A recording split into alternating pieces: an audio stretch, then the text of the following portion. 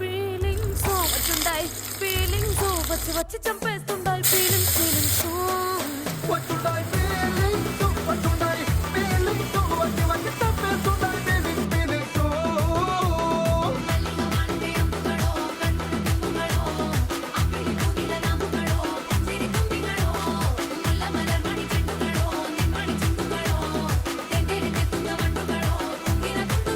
ఒక చిన్న మాట, సబ్స్క్రైబ్ చేసి వెళ్ళండి.